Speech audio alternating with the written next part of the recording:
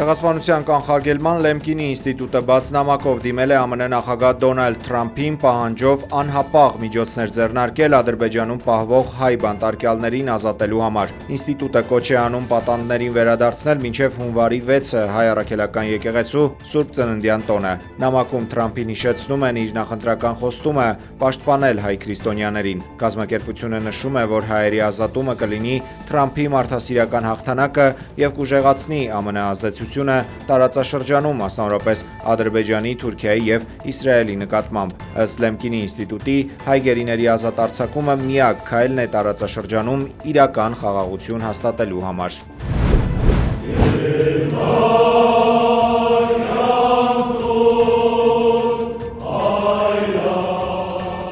Լարված օրը Մայրաթոր Սուրբ Էջմիածնում ավարտվել է վեհափառի համար երգով։ Վեհարանում երգում են հոգևորականները, ներկայացնում ենք առանց մեկնաբանության։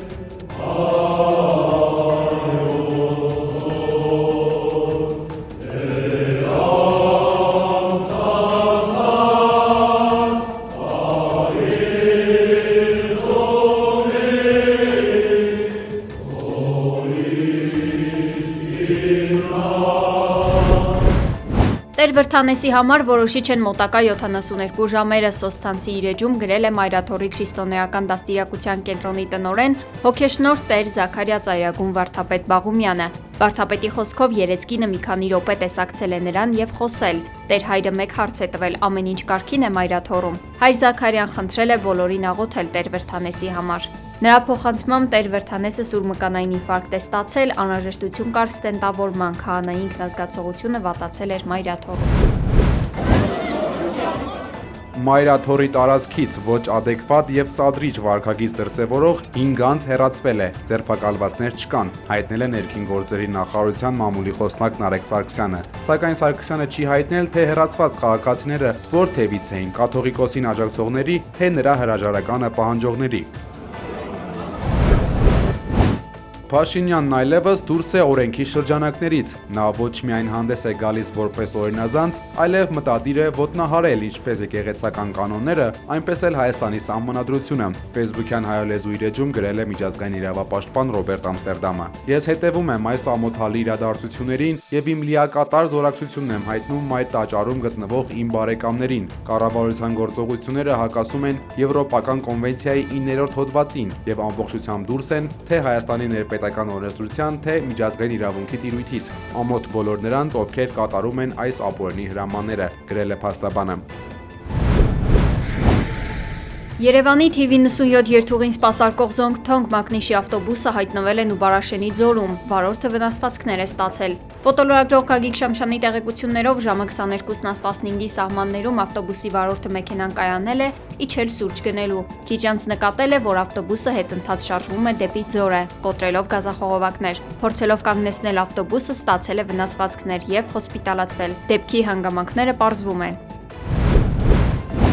Խոշոր ավտովթար է տեղի ունեցել Արարատի մարզում, ներքին Դվին գյուղի վարչական տարածքում ՎԱԶ 2106 մագնիշի առանց համարենիչների ավտոմեքենան բախվել է ճանապարհին կայանված ՊԱԶ մագնիշի ավտոբուսին։ Վթարի հետևանքով 2 հոգի, որոնց առաջին օգնության են հասել քաղաքացիները, տեղափոխվել են Արտաշատ բժշկական կենտրոն։ Էկոնոմիկայի նախարար Գևորգ Պապոյանը սոցցանցի իր էջում տեսանյութ է հրապարակել եւ տեղեկացրել էլեկտրոմոբիլների 2025 թվականի քվոտայի վերաբերյալ նոր լուրի մասին։ Նախարարը մասնավորապես մանրամասնել է, թե ինչպես է էլեկտրոմոբիլների 2025 թվականի քվոտան վերաբաշխվելու դիլերներից ի օգուտ ֆիզիկական եւ ոչ դիլեր իրավաբանական անձանց։ Մանրամասները տեսանյութում։ Այն քանակը, որը կմնա դիլերների քվոտայից, դա մենք կվերաբաշխենք ուրեմն ֆիզիկական անձանց եւ իրավաբանական անձանց միջև, որոնք որ 5000 քվոտայից հետո ստիպված են եղել վճարել մաքսատուր։ Ենթադրենք օրինակ մնաց 351 մեքենայի քվոտա, ապա այդ պարագայում մենք այնտեղ ունենք այդ հերթականությունը, ապա 5001-րդ, 5002-րդ, մինչև 5351-րդ մեքենան, որը մաքսազերծվել է եւ դրա համար մաքսատուրք է վճարվել, այդ մեքենաների մաքսատուրքը կվերադարձվի այն անձանց, ովքեր որ կատարել են մաքսատուրքի վճարում։ ՆԱՏՕ-ի գլխավոր քարտուղարի տեղակալ Ռադմիլա Շեկերիսկան Երևանում է։ Այցի ընթացքում Պաշտոնյան հանդիպումներ է ունեցել վարչապետ Նիկոլ Փաշինյանի, ազգային ժողովի նախագահ Ալեն Սիմոնյանի, արտգործնախարար Արարատ Միրզոյանի եւ պաշտպանության նախարար Սուրեն Պապիկյանի հետ։ Հանդիպումների ընթացքում քննարկվել են Հայաստան-ՆԱՏՕ գործընկերությանն ու համագործակցության զարգացմանը վերաբերող հարցեր։ Անդրադարձ է կատարվել Հայաստանի եւ Ադրբեջանի միջև ստորագրված Վաշինգտոնյան հռչակագրին, ինչպես նաեւ դրան հաջորդած իրադարձություններին։ Մտքեր են փոխանակվել տարածաշրջանային հաղորդակցության ապաշրջափակմանն ուղղված քայլերի վերաբերյալ։ Հայկական կողմը կարևորել է ՆԱՏՕ-ի հետ փոխգործակցությունը եւ կառույցի գործադրած ջանքերը տարածաշրջանային խաղաղության ուղղությամբ։ Եվրամիության առաջնորդները 16 ժամ քննարկումներից հետո այդպես էլ չեն կարողացել համաձայնության գալ Եվրոպայում սառեցված ռուսական ակտիվների հաշվին Ուկրաինային ֆինանսավորելու հարցի շուրջ։ Փոխարենը Եվրամիությունը որոշել է Կիևին 90 միլիարդ եվրո վարկ տալ 2026-27 թվականների համար։ Եվրոառաջնորդները դեռ չգիտեն, թե որտեղից են վերցնելու այդ գումարը, ենթադրվում է, որ դա կլինի կապիտալի շուկաներից ներգրավված փոխառությունների հաշվին։ Հունգարիան, Սլովակիան եւ Չեխիան չեն միացել Ուկրաինային ֆինանսավորելու որոշմանը եւ ազատվել են ֆինանսական պարտավորությունից։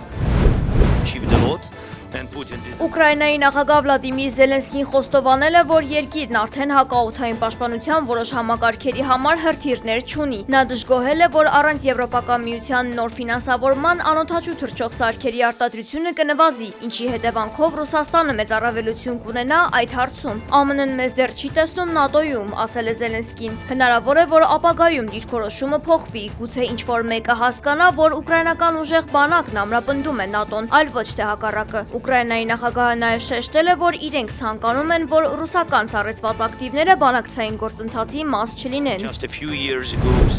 Ռուսաստանի եւ ԱՄՆ-ի հարաբերությունները չեն փոխվել, սակայն երկու երկրների կողմից երկխոսության քաղաքական կամք է ի հայտ եկել։ Այս մասին հայտարարել է Ռուսաստանի նախագահի մամուլի քարտուղար Դմիտրի Պեսկովը։ Նա նշել է, որ երկխոսությունը վերաբերում է ուկրաինական կարգավորմանը։ Միևնույն ժամանակ Պեսկովը հավելել է, որ ռուս-ամերիկյան հարաբերություններում կողմերը փոխշահավետներ ուժ են տեսնում։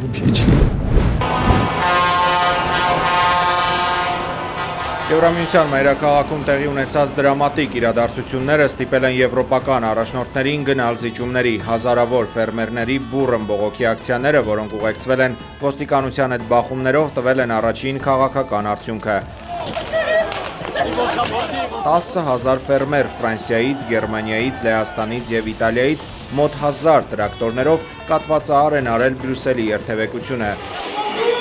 Իրավիճակը կտրուկ սրվել է Եվրախորհրդարանի շենքի մոտ, որտեղ ցուցարարները հրդեհել են անվադողեր եւ ծղոտի լեզեր։ Ոստիկանությունը ստիպված է եղել փողոց անել ջրցան մեքենաներ, արդյունքաբեր գազ բաց թողնել։ Ֆերմերների գլխավոր պահանջը կատարվել է, Եվրամիությունը պաշտոնապես հայտարարել է Հարավային Ամերիկայի երկրների հետ ազատ առևտրի համաձայնագրի ստորագրման հետաձգման մասին։ Ֆերմերները պնդում են, որ Բրազիլիայից եւ Արգենտինայից էժան ու ցածրորակ մսի ներկրումը կկործանի եվրոպական գյուղատնտեսությունը։